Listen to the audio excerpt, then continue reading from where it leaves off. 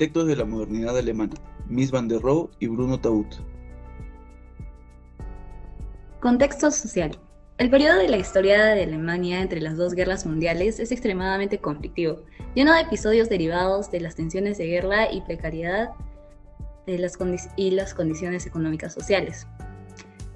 Una vez terminada la Primera Guerra, el país germano se vio sometido a profundos y dramáticos movimientos sociales que iban desde la exaltación de la revolución social a la imitación de lo que estaba sucediendo en Rusia.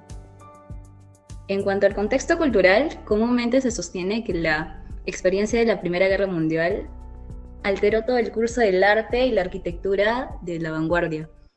Todo esto se dio en el periodo de Weimar. Sin embargo, hubieron muchas experiencias diferentes en la guerra y por lo tanto hubieron consecuencias diferentes a la vanguardia. Esto fue en el Monolítico antes de 1914 y tampoco después. Siguiente, por favor.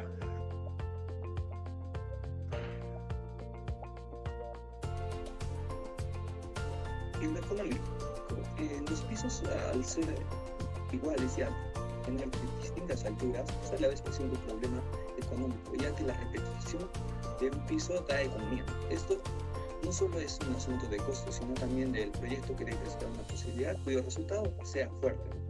Y para crear una forma determinada tenemos que tener en claro que sí se puede producir siempre y cuando esta implique a la economía, de que la arquitectura es una expresión de hecho real y los hechos de hoy en día es la economía.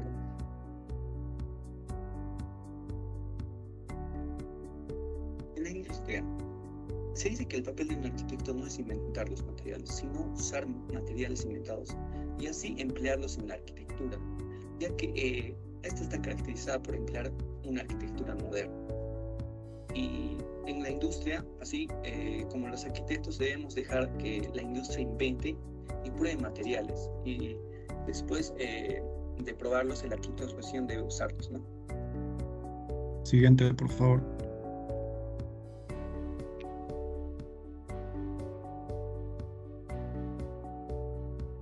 Desarrollo de la vanguardia plástica en un contexto renovador. El cine y el teatro se basan en el expresionismo, que trata sobre la expresión de los sentimientos y emociones.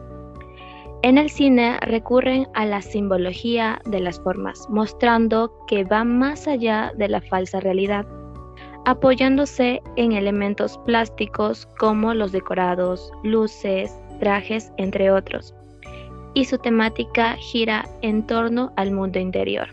En cambio, en el teatro emplean la luz y sombra para representar exageración, mostrando en obras de autores como George Kaiser o Ernst Toller, que eran episódicas y empleaban un lenguaje entrecortado y de imágenes intensas.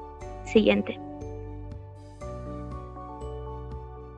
En cuanto al contexto arquitectónico en escuelas de arquitectura, tenemos diversas escuelas que están ubicadas a lo largo de todo el territorio de Alemania. Entre los representantes significativos tenemos a la escuela de Ulm, ULM, y la escuela de diseño Bauhaus. En la escuela de Ulm, esta fue fundada en el 53. Esta escuela probablemente ha sido el proyecto pedagógico más influyente en el sector del diseño industrial. A sus cortos 15 años de vida, esta escuela pasaría a asumir el legado conceptual de la Bauhaus. Al igual que la escuela de Bauhaus, la escuela de ULM fue un proyecto incómodo para el Estado, para los artistas y para otros diseñadores, por lo que su supervivencia era un poco más difícil. En el año 68, pese a su desaparición, la huella de la escuela Ulm fue crucial para el futuro del diseño. Siguiente.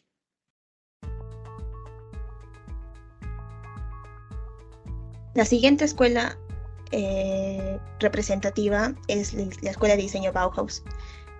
Al pesar de ser polémica y revolucionaria, la Bauhaus fue una escuela y fue un movimiento. Al igual que la escuela de Ulm, tan solo 14 años de duración fueron suficientes para dar un cambio drástico al rumbo de la historia del diseño y la arquitectura en el mundo. A pesar de tener ya más de un centenario de años, después de ser inaugurada, esta herencia cultural alemana es aclamada por muchos y rechazada por otros. Sin embargo, su vigencia aún no caduca. Esta escuela fue fundada en el 1919 por Gropius. Después dejó la Bauhaus, fue reemplazada por el director Meyer y por último fue dirigido por el arquitecto Mies van der Rohe. En el año de 1933 esta escuela fue cerrada por Adolf Hitler. Siguiente.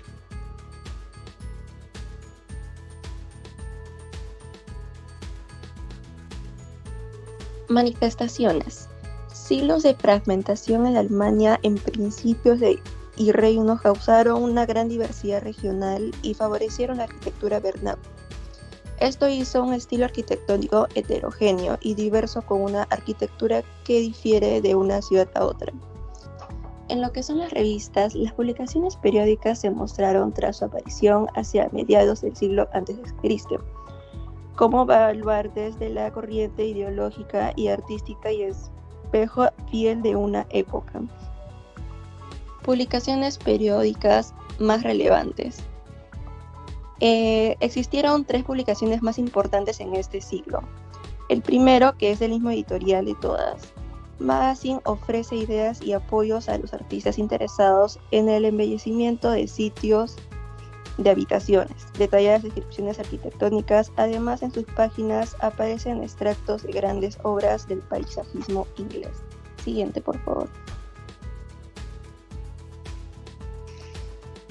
En la siguiente publicación relevante de este siglo, como contenido, como orgánico oficial ministerial para comunicados de novedades del sector de la arquitectura, aparecen entre sus páginas cuestiones relativas a ordenanzas, concursos, decretos o reglamentos.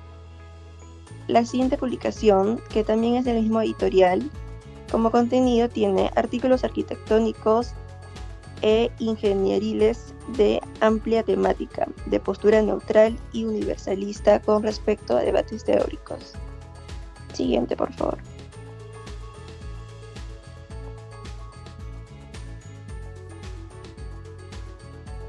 Mies van der Rohe. Mies van der Rohe es sin duda el arquitecto más influyente del siglo XX, reconocida especialmente por su contribución al desarrollo del movimiento moderno. Él nació en Aquisgrán, Alemania, y su arquitectura se caracteriza por la sencillez de los elementos estructurales, por la composición geométrica y por la ausencia total de elementos ornamentales. El arquitecto se basa en las proporciones. Siguiente. En cuanto a su formación docente, Mies van der Rohe no tuvo estudios de arquitectura, ni siquiera logró terminar el bachillerato. En 1905 se marchó a Berlín. Para entonces ya había participado en varios proyectos de construcción. Entre sus influencias más importantes, ya que no tuvo docentes, en 1912 conoció a Theo van Doesburg en el grupo de Stiel, que es entre los que estaba Mondrian, quien es su mayor influencia. Su pintura abstracta, reducida, formas simplísimas, influyó a Mies, ya que a partir de entonces diseña edificios de planos limpios, de paredes abiertas, que sobresalen del edificio y se pierden e integran con el jardín. Mondrian, quien ha sido su influencia, el arte debía ser para él representado a través de líneas rectas y colores puros. En 1912 él se traslada a París, donde conoció a gente como Leyer y Braque. En la Gran Guerra llegó y el artista regresó a los Países Bajos, donde conoció a quienes serían sus más grandes compañeros, quienes Bart ter Leck y Theo van Doesburg. Siguiente. Aproximaciones al arte. Las referencias de Mies van der Rohe estaban basadas en vanguardistas collages fantasiosos. Estas perspectivas de gran formato incluyen inmediatamente al observador. En numerosos collages de Mies pueden verse reproducciones de obras de arte. Observados de cerca y a más detalle, los collages y montajes exhiben el siguiente juego de alternancia. Por un lado, se anuncia con precisión técnica un futuro moderno. Por otro, aún son visibles las huellas de una producción artesanal de imágenes. Aquí y allá fragmentos de chapa cuidadosamente recortados se insertan en líneas de dibujo precisas. En las representaciones espaciales de Mies van der Rohe se superpone la objetividad del arquitecto que construye y la sensibilidad del artista que da forma. En los collages de Mies van der Rohe combinó de modo preciso la parte y el todo. Consecuentemente, en los detalles constructivos se expresa la estructura de todo el edificio. Más allá de su utilidad, los collages y montajes de este arquitecto afirman su propia autonomía artística. Todavía hoy se consideran innovadores y enigmáticos y forman parte de la vida del arquitecto. Estas composiciones se pueden considerar parte de la vanguardia mucho antes que sus propios edificios. Siguiente.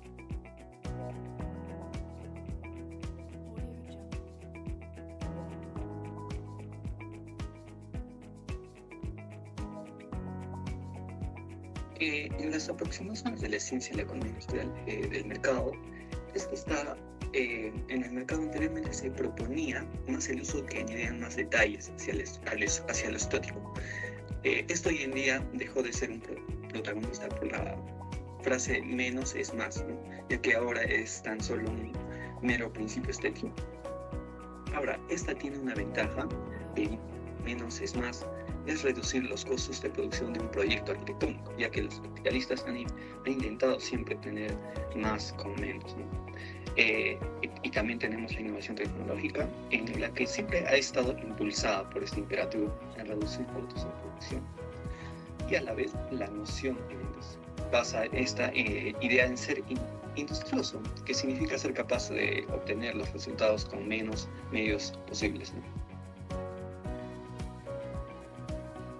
Por ejemplo, tenemos este edificio, ¿no?, que el arquitecto Mies da innovadormente en su forma de expresar la arquitectura moderna.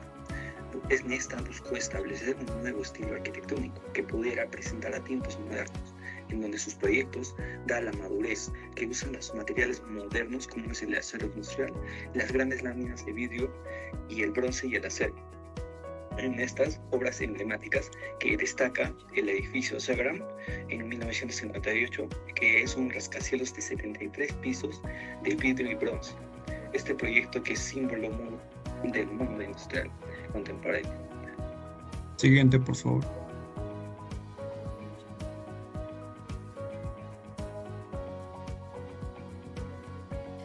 En la presente diapositiva se puede visualizar una línea de tiempo de los proyectos más relevantes del arquitecto Mies van der Rohe. Siguiente, por favor.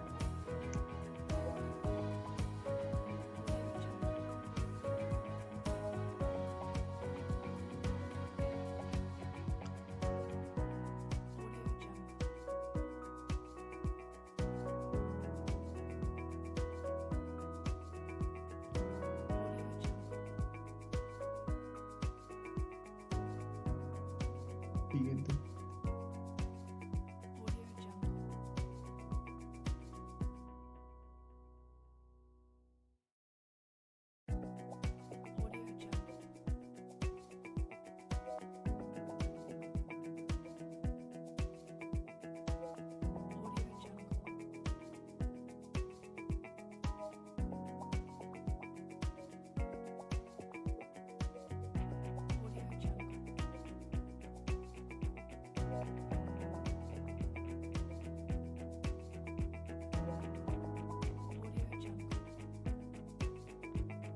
Decidimos elegir el proyecto de la Casa Lemke.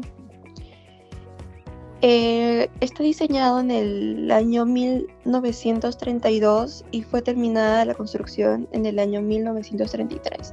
Dicho proyecto mantiene un nivel y está ubicado en Berlín, Alemania. La Casa Lemke es la última obra realizada por Mies van der Rohe en Alemania, antes de emigrar a América en 1938. En esta casa se materializan los estudios de Mies van der Rohe, el tema de la casa patio. Aunque esta pueda parecer una casa alejada del tipo de arquitectura desarrollada por Mies, mantiene la simplicidad y funcionalidad características de su obra. tanto en la composición como en la volumetría de la casa. La casa Lemke también es considerada como un punto de inflexión en la obra de Mies van der Rohe. El matrimonio de Lemke vivió durante poco tiempo en la casa, ya que en 1945 fueron expulsados de esta época por el ejército soviético. Siguiente, por favor.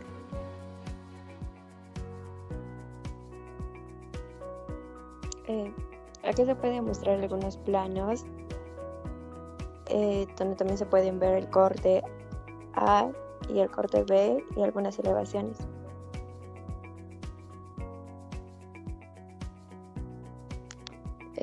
Como estudio funcional estarían divididos por 10 espacios en los cuales contienen la sala comedor, lavandería, despensa, cocina, repartición, 2 servicios higiénicos, cocheras, salón y dormitorios.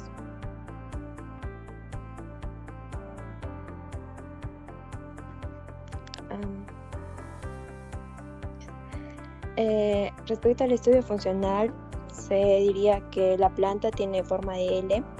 Esta se abre hacia el lago Oversee. En el rectángulo frente a la entrada contiene una gran sala de estar con un plano de vidrio que da al interior del terreno. Alrededor de la sala se disponen los servicios, vestíbulos, cocinas y cuarto de servicio. En el otro rectángulo contiene una galería con amplia ventilación hacia el patio, un amplio dormitorio con baño y cochera. La fachada cuenta con ventanas grandes en las cuales favorece la relación exterior e interiormente. Por el contrario, la casa se cierra con una fachada hacia la calle, el cual cuenta con aberturas pequeñas, excepto la entrada de la casa, el cual añade transferencia.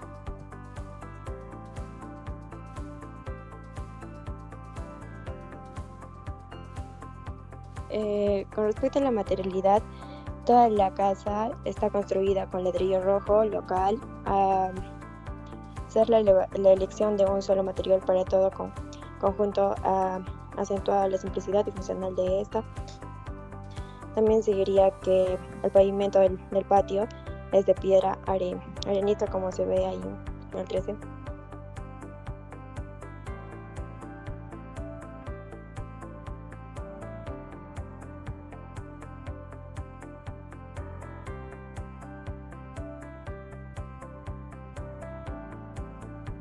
El equipamiento público del arquitecto Mies van der Rohe. Bueno, basándose en su corriente que es de simpleza y figuras puras, tiene 2 obras, ¿no?, que podemos resaltar para decir que son de equipamiento público. Entre ellas son el pabellón de Alemania, o también llamado pabellón de Barcelona, y la villa Tugendhat. El pabellón de Alemania fue realizado con motivo de la Exposición Universal de Barcelona en el año 1929 y consideramos que es su obra cumbre, ¿no?, la más conocida, por decirlo. Singulariza su obra ya que la tiene apartada, no está dentro de o con las demás exposiciones. Él decide tenerle un lugar más apartada para que pueda tener singularidad, ¿no?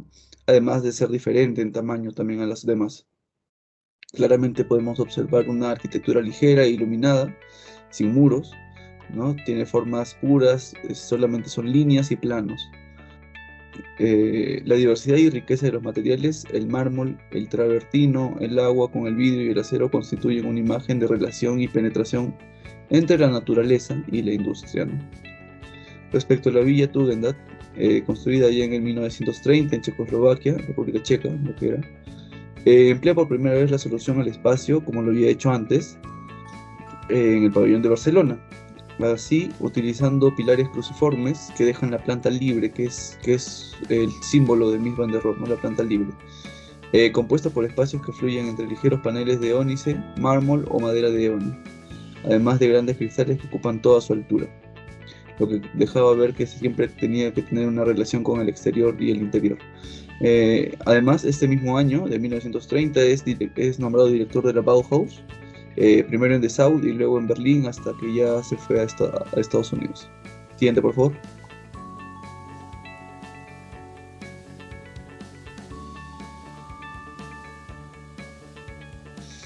Bien, el pabellón de Alemania en lo que es programación arquitectónica y ubicación.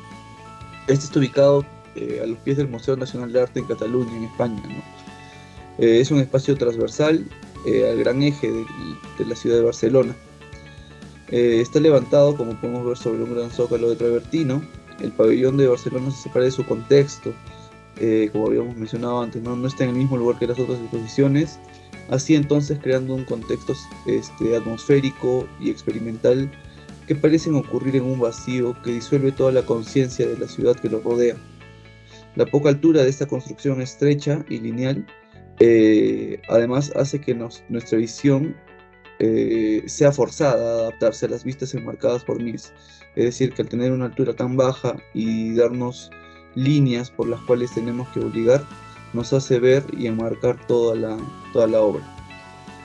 En la villa, en Brno, que era una pequeña ciudad ahí de centro de arquitectura, ¿no?, moderna, el hecho de que los Tugendhat, como habíamos mencionado, estos eran una pareja de esposos, se dirigieran a Mies porque le encomendaron a él, se debe sin duda a la inclinación que sentían, ¿no?, en tanto los judíos bohemios alemanes por la cultura alemana. Al igual que en Barcelona, Mies empleó aquí el mismo principio de planta libre, como habíamos mencionado, y el espacio fluido, junto con lo cruciforme de sus pilares y lo cromado y espacioso de sus ventanas. Siguiente, por favor. Ok, en cuanto al plano de etapas, el pabellón ha sido diseñado con una composición proporcional en el interior que se yuxtapone a dos espacios de agua, donde el espejo de agua más pequeño se encuentra justo detrás del espacio interior, permitiendo que la luz se filtre a través del volumen interior, iluminando así los adoquines de mármol y travertino. Siguiente, por favor. En cuanto al estudio funcional, es poco frecuente la manera única en la que se ha incorporado la distribución de las tres partes. Tenemos tres espacios clave. El primero de ellos es el patio de recepción, definido por el área de acceso y lugar donde se ubica el espejo de agua. El segundo, el núcleo edificado, determinado por los planos de los muros levantados con diferentes materiales. Y por último tenemos lo que vendría a ser el patio trasero. Está cerrado por paredes y con la presencia nuevamente de un espejo de agua sobre el cual se encuentra la estatua de Alba, de George Kolb. Siguiente, por favor.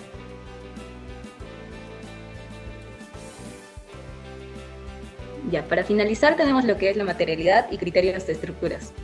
Para la construcción del pabellón se utilizaron grandes superficies de vidrio, de acero alto contenido en cromo, hormigón armado, piedra y 4 tipos diferentes de mármol. Y el travertino romano, el mármol verde de Alpes, el mármol verde antiguo de Grecia y el ónice doré de Atlas de África. El pabellón define sus espacios mediante el juego ortogonal de planos desplazados. Los muros se disponen de tal modo que generan una absoluta fluidez espacial en el interior del espacio. Con este proyecto tiene amplios ventanales continuos que dibujan el límite con el exterior. Siguiente, por favor.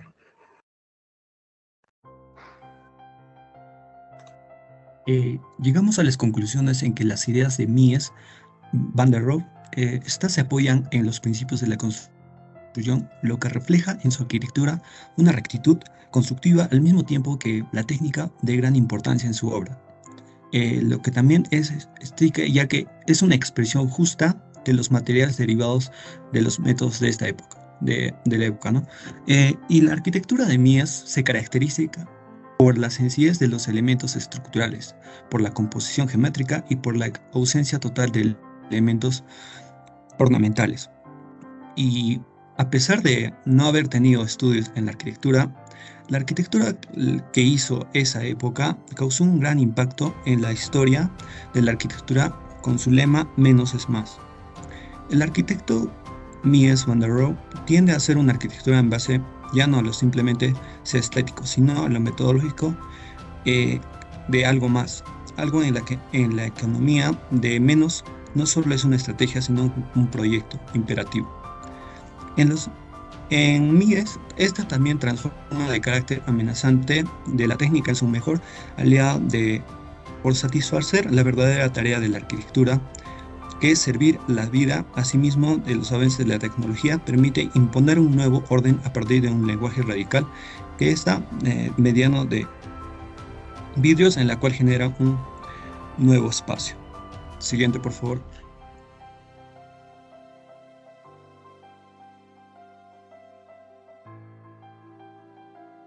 El arquitecto Bruno Taut.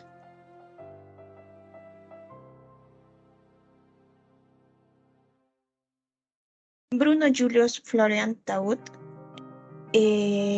conocido como el maestro de la construcción cromática, nació en Königsberg, Alemania, en 1880. Despuntó como pintor, especialmente en obras realizadas con pastel, pero finalmente se decidió a seguir la carrera de arquitectura. En su carrera como arquitecto destacan tres fases. En la primera, experimenta progresivamente con materiales y técnicas modernas. En su segunda fase fue un periodo agitado que coincidió con la guerra y la revolución de finales de la década de 1910. Y en su tercer periodo estuvo marcado por el severo realismo que en ocasiones sobrepasa los límites del estilo internacional para mostrar su fascinación por cierto tipo de expresionismo. Él y con su equipo realizaron más de 12.000 viviendas entre 1924 y 1931. Actualmente su estudio tiene una herradura como logotipo, como atributo Taut. Él falleció en Turquía en 1938. Siguiente.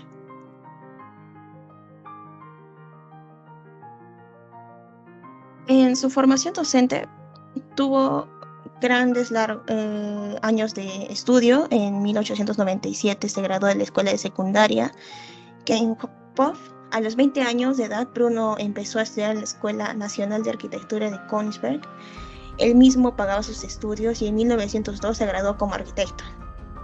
En 1903 decide de nuevo estudiar arquitectura en Berlín. Y ya en 1904 y 1908 fue docente en el Instituto de Tecnología Stuttgart, trabajando en paralelo la teoría y la práctica de arquitectura con Theodor Fischer, quien sería uno de sus docentes más importantes. En cuanto a docentes relevantes, durante sus 4 años de aprendizaje de arquitectura, con el muy venerado maestro Theodor Fischer en Stuttgart, Taut adquirió una serie de ideas formativas que, a pesar de que sufrieron ciertas transformaciones, fueron las directrices tanto de su vida como de su obra. Theodor Fischer en 1909 aceptó un puesto como profesor de arquitectura en la Universidad Técnica de Múnich. Él originalmente fue imitador de estilos históricos, pero cambió de rubro buscando el estilo más cercano a la tradición alemana. Y finalmente lo logró. Fischer describió su propio estilo como algo entre el historicismo y el Art Nouveau. Trató de trabajar siempre con el contexto local y el carácter sociocultural de la región, con la mirada puesta en el efecto social de sus planes. Siguiente.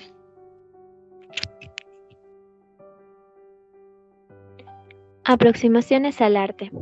Taut lideró un movimiento que ansiaba alcanzar mayores grados de expresión y libertad a través del arte.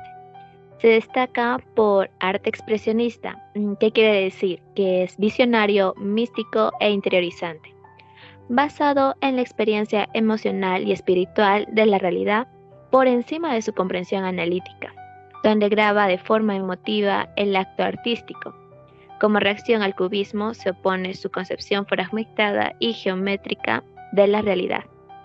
A lo largo de unas láminas que presentan paisajes fantásticos que parecen salidos de un cuadro del Bosco, arquitectura alpina, diseña un mundo de arquitecturas imposibles de llevar a cabo, en la que las torres de cristal se alzan junto a lagos y arroyos, montañas enteras son talladas, sin especificar cómo, hasta parecer las estructuras de los minerales, o pabellones de grandes dimensiones que recuerdan a flores. Para Taúd, uno de sus principales objetivos era superar las limitaciones del materialismo como parte de su activismo frente al racionalismo. Siguiente. Aproximaciones literarias. El ideario de Taúd expresa actitudes expresionistas y no precisamente por el misticismo que realzan sus creaciones, o tal vez por el espíritu tensionado de sus formas propuestas o construidas, sino por la forma de abordar la relación pensamiento-acción, claramente opuestas a fines utilitaristas. En su libro Una casa para habitar, contenía la descripción de la casa del arquitecto, describiendo sus características y explicando sus funcionalidades, siendo la idea que la casa ha de ser para el usuario algo tan personal o ajustado a su vida como su propia camisa. Es algo que afirma el propio arquitecto. Se trataría de una casa del pueblo que no fuera para rezar ni para estudiar, sino que solo sirviera a un fin muy distinto: la elevación y el bienestar de todas y cada una de las personas. Esto es algo que el arquitecto va a tener muy en cuenta en la elaboración de sus escritos utópicos. Siguiente.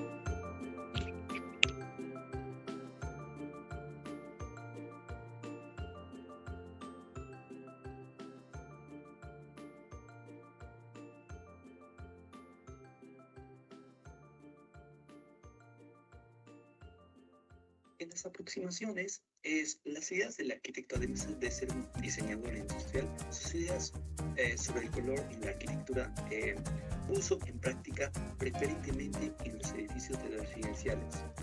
Estas se ayudó con las fotografías que le ilustran y son motivo de satisfacción, no solo por su calidad, sino también porque ellas se puede constatar cómo las personas socialmente se anhelan a la restauración de los edificios en su entorno.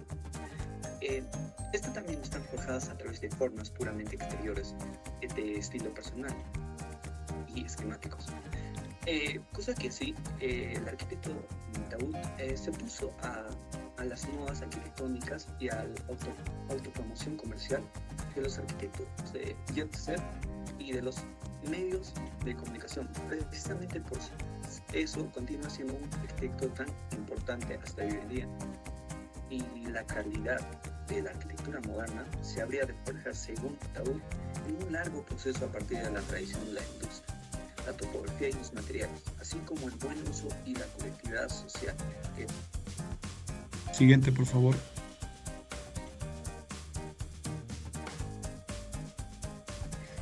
Se puede presenciar a continuación una línea de tiempo de los proyectos más relevantes del arquitecto Bruno Taúd. Siguiente, por favor.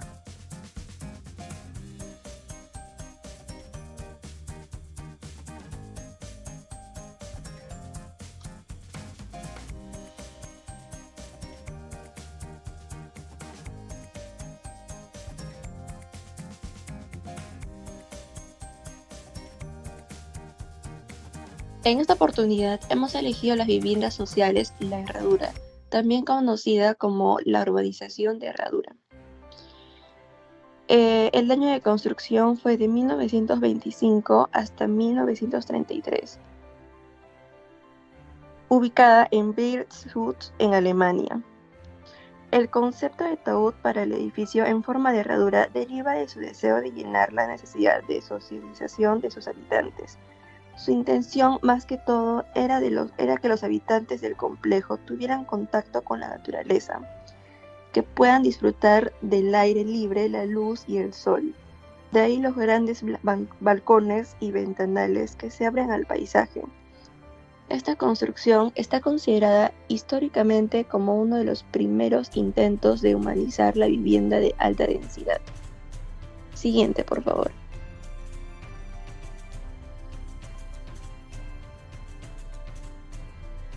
En lo que se refiere al programa arquitectónico, se puede ver que el conjunto residencial formado por 7 bloques levantados en 7 fases desde 1925 hasta 1933 en estilo de la arquitectura moderna, encierra 72 viviendas con 4 tipos de plantas diferentes, de las cuales 472 son casas unifamiliares y 600 están distribuidas en edificios de apartamentos de 3 plantas, como se puede visualizar.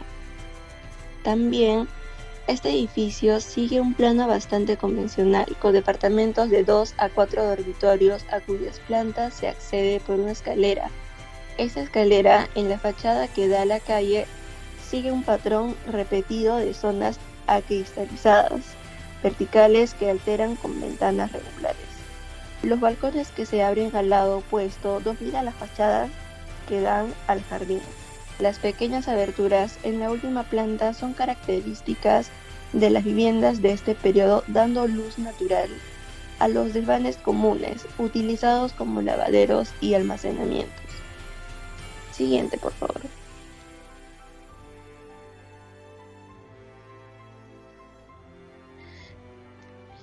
En lo que se refiere al contexto urbano, el edificio principal en forma de herradura fue levantado en torno a un jardín interior con un lago en su parte central. Alrededor del edificio principal, a cierta distancia, se levantaron hileras no simétricas de casas, con áreas verdes y de recreo, dando lugar a aspecto de villa, combinando los principios de la ciudad jardín con los elementos urbanos de un gran bloque de viviendas. También, dejando de lado los factores como la simetría o la composición cerrada, se obtiene un mayor aprovechamiento de los espacios, también una mayor economía en la distribución de los recursos. Siguiente, por favor.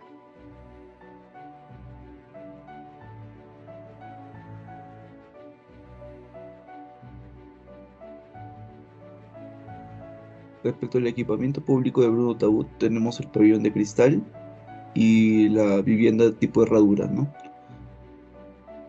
El pabellón de cristal, junto con el grupo que conformaba en ese entonces, tenía el ideal que la luz y la transparencia serían el futuro arquitectónico. Este es el primer acercamiento a lo que ellos veían como la arquitectura del futuro, ¿no? O la arquitectura moderna. El interés que Taut demostró en el aspecto espiritual con la utilización del vidrio y su transparencia y luz, explorado con mayor intensidad durante la Primera Guerra Mundial y posteriormente en su libro Arquitectura Alpina. Él dice lo siguiente, ¿no? La reflexión de la luz, cuyos colores se inician en la base con un azul oscuro y se levantan a través del musgo verde y amarillo dorado para culminar en la parte superior con un color amarillo pálido luminoso. La vivienda de tipo herradura, podríamos decir que este equipamiento urbano que tiene, ¿no? Había mencionado que es un patrimonio de la UNESCO desde el 2008. Pertenece al proyecto de la residencial Brits. Y estas viviendas sociales se crean a partir de la gran escasez de vivienda que dejó la guerra, como habían mencionado antes. Y su concepto, bueno, generalmente residía en grandes complejos habitacionales dentro de las ciudades jardín, como podemos ver en la imagen, ¿no? No es solamente vivienda y vivienda, sino es dentro de un jardín. El concepto de Taut para el edificio en forma de herradura deriva de su deseo de llenar la necesidad de socialización de sus habitantes, como habíamos mencionado, y su intención era que los habitantes del complejo tuvieran contacto con la naturaleza. Se asemeja bastante a lo que era Mies van der Rohe con sus ventanales interiores y exteriores, ¿no? Siguiente, por favor.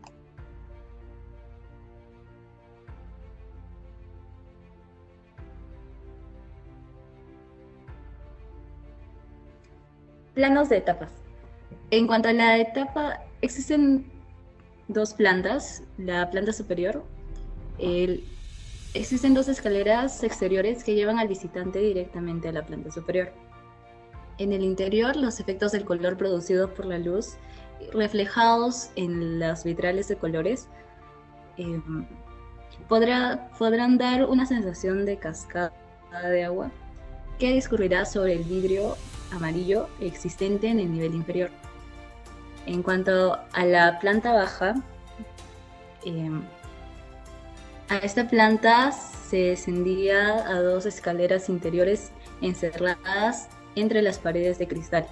Llegando el suelo, se abría la piscina y se iniciaba el recorrido de la cascada.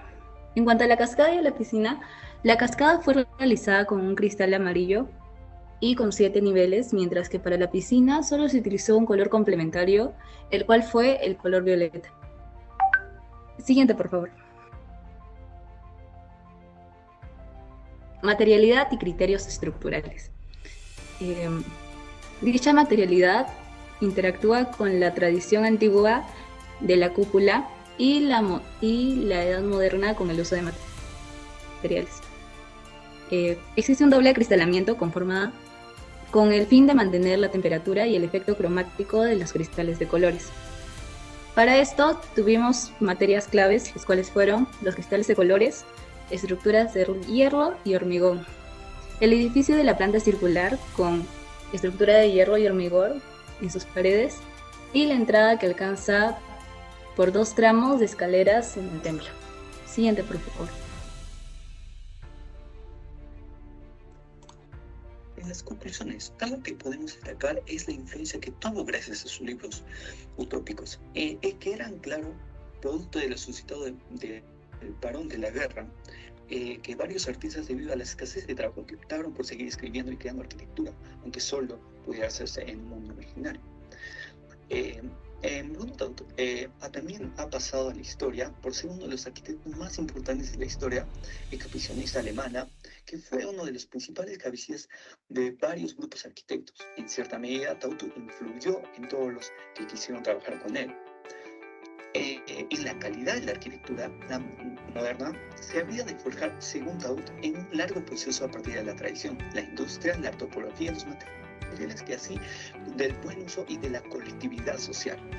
Al inicio de su carrera, Taut experimenta progresivamente los materiales y técnicas modernas que durante su periodo anterior a la Gran Guerra construyó el monumento de Ems, monumento de hierro y aún más famosa Laos.